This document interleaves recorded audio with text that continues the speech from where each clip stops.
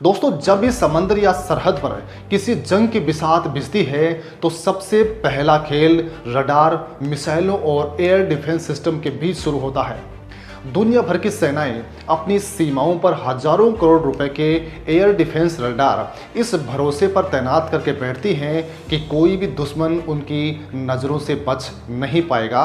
लेकिन दोस्तों, ज़रा सोचिए, अगर आसमान से कोई ऐसी आफत गिरे जो आवाज़ की रफ्तार से 3 गुना तेज हो, रडार की स्क्रीन पर आने से पहले ही टारगेट को राख का ढेर बना दे, और सबसे बड़ी बात, वो इतनी दूरी से फायर की जाए जहां दुश्मन का कोई रडार उसे देख भी ना सके। दोस्तों, एक ऐसा ही नया महाबली भारत तैयार कर चुका है। 800 से 900 किलोमीटर की रेंज से पूरी दुनिया पहले से ही कांप रही थी। भारत अपनी अंडरग्राउंड लैब में उसी मिसाइल के साथ अंदर ही अंदर ऐसा क्या खेल कर रहा था। ब्रह्मोस के पुराने ढांचे को चीर फाड़ करके हमारे वैज्ञानिकों ने इसके भीतर ऐसा कौन सा नया काल भर दिया है, जिसकी खबर आते ही चीन से लेकर पेंटागन तक के रक्षा गलियारों में खलबली मच गई है। आखिर कैसे ब्रह्मोस मिसाइल से पुरानी रूसी तकनीक को हटाकर भारत ने अपनी डेडली स्वदेशी टेक्नोलॉजी को फिट कर दिया है। और दोस्तों, सबसे बड़ा सवाल, नई ब्रह्मोस के सामने चीन का पूरा एयर डिफेंस सिस्टम आखिर क्यों बेबस नजर आ रहा है? ऐसा क्या साइंस भारत ने इस मिसाइल के अंदर सेट कर दिया है? दोस्तों, इस पूरे तूफान की शुरुआत हुई है ब्रह्मोस एरोस्पेस के मैनेजिंग डायरेक्टर और सीईओ डॉक्टर जयतीर्थ राघवेंद्र जोशी के उस बड़े बयान से, जिसमें उन्होंने साफ कर दिया है कि अब ब्रह्मोस को 1500 किलोमीटर की खतरनाक रेंज तक ले जाना भारत का पक्का टारगेट बन चुका है। अब दोस्तों, जरा ठहरिए और सोचिए कि यह छलांग कितनी भयानक है। जब भारत ने शुरू में ब्रह्मोस को अपनी सेना में शामिल किया था, तब इसकी रेंज महज 290 किलोमीटर तक ही सीमित थी। उस वक्त रुकावट तकनीकी नहीं थी, बल्कि मिसाइल टेक्नोलॉजी कंट्रोल रिजिम यानी MTCR का कड़ा नियम था, जिसके तहत रूस जैसा संस्थापक देश 300 किलोमीटर से अधिक रेंज वाली मिसाइल किसी दूसरे देश के साथ मिलकर तैयार नहीं कर सकता था। लेकिन 2016 में जैसे ही भारत MTCR का पूरा सदस्य बन गया, यह अंतर्राष्ट्रीय बेड़ियां हमेशा के लिए टूट गई। दोस्तों, इसके बाद भारत का DRDO और ब्रह्मोस के इंजीनियर्स ने पहले इसे 450 किलोमीटर किया, फिर 500 किलोमीटर तक अपग्रेड किया, और हाल ही के ट्रायल में इसे 800 से लेकर 900 किलोमीटर क्लास में पहुंचा दिया। लेकिन दोस्तों, जब जो 1500 किलोमीटर का अगला निशाना साधा गया है, वो इसे एक आम टैक्टिकल मिसाइल से बदलकर सीधे रणनीतिक कन्वेंशनल स्ट्राइक वेपन बना देगा।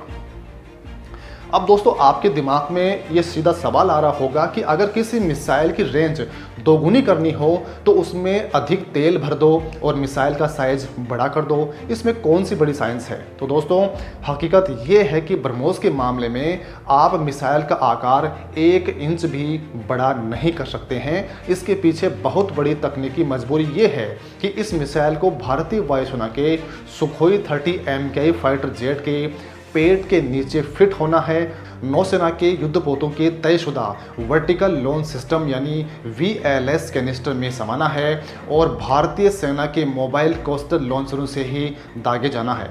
अगर मिसाइल का भारी ढांचा बड़ा किया गया तो हमारे सारे सुखोई जेट और अरबों रुपए के युद्धपोत इस मिसाइल को दागने के काबिल नहीं बचेंगे। इसलिए दोस्तों, वैज्ञानिकों के सामने सबसे बड़ी चुनौती ये थी कि मिसाइल का भारी ढांचा, उसकी लंबाई और मोटाई बिल्कुल पहले की तरह ही रहे, लेकिन उसके अंदर की तकनीक और क्षमता को दोगुना तिगुना निचोड़ दिया जाए।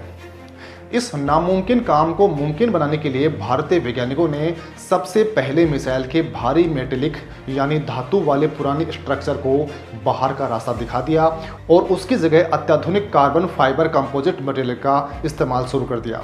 दोस्तों, कार्बन कंपोजिट स्टील या भारी धातुओं से कई गुना हल्के होते हैं, लेकिन मजबूती में उनसे कहीं आगे होते हैं। जैसे ही मिसाइल का खाली वजन कम हुआ, वैज्ञानिकों को मिसाइल के अंदर अतिरिक्त खाली जगह और वजन की ऐसी गुंजाइश मिल गई जहां अधिक ईंधन भरा जा सकता है।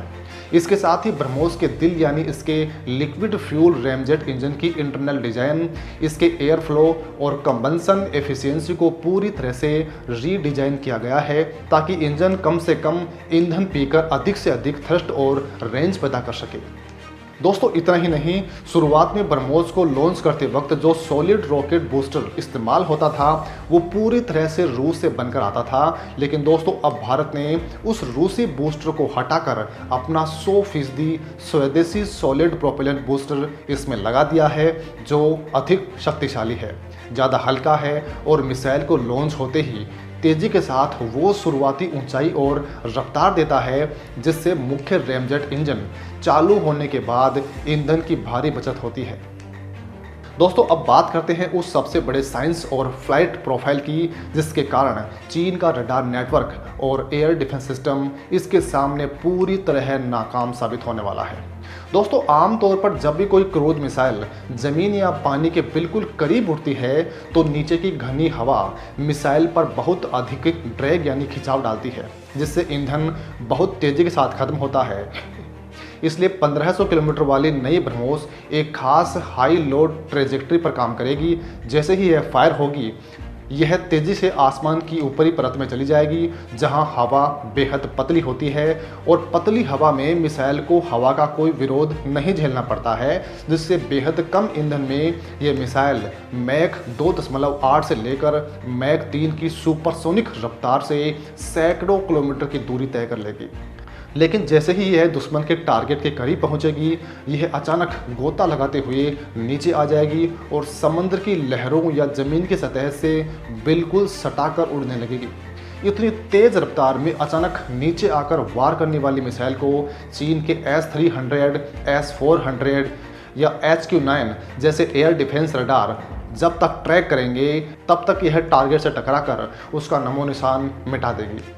दोस्तों लंबी दूरी के इस खेल में सिर्फ दूर तक जानना काफ़ी नहीं होता है, बल्कि 1500 किलोमीटर दूर मौजूद एक छोटी सी खिड़की या चलते हुए युद्धपोत को ढूंढकर मारना सबसे बड़ा काम होता है। इसके लिए मिसाइल के अंदर इनर्शियल नेविगेशन, सैटेलाइट नेविगेशन और टेरेन रेफरेंस सिस्टम का एक ऐसा मजबूत जाल बुना गया है जिसे इलेक्ट्रॉनिक वॉरफेयर और दुश्मन के भारी जैमिंग सिग्नल भी भटका नहीं सकते हैं।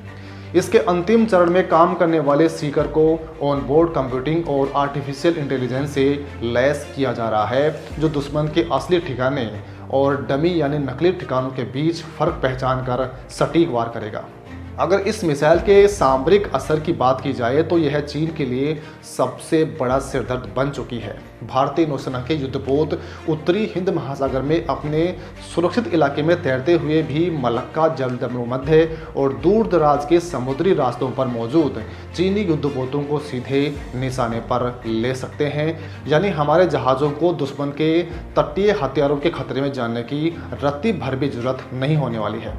दूसरी तरफ भारतीय वायुसेना के सुखोई 30 MKI लड़ाकू विमान भारतीय सीमा के भीतर सुरक्षित उड़ान भरते हुए तिब्बत के पठार पर बने चीनी एयरबेसों, कमांड सेंटरों और रडार स्टेशनों पर 1500 किलोमीटर दूर से सटीक मिसाइल दाग पाएंगे। दोस्तों ये पूरी तैयारी भारत के उस बड़े प्लान का हिस्सा है जिसमें 1500 किलोमीटर की long range land attack cruise missile यानी LRLACM यानी भविष्य की ब्रह्मोस 2 शामिल है, जो स्क्रैमजेट तकनीक के जरिए मैक 7 से लेकर मैक 8 की हाइपरसोनिक रफ्तार हासिल करेगी। यानी साफ है कि भारत ने अपनी इस सुपरसोनिक ताकत को उस मुकाम पर पहुंचा दिया है जहां दुश्मन के पास बचने का न कोई रास्ता बचा है और न ही कोई तकनीकी जवाब। दोस्तों हमारी इस पूरी रिपोर्ट पर आपका क्या कुछ कहना है कमेंट में लेकर हमें ज़रूर बताइए। बहुत बहुत धन्यवाद।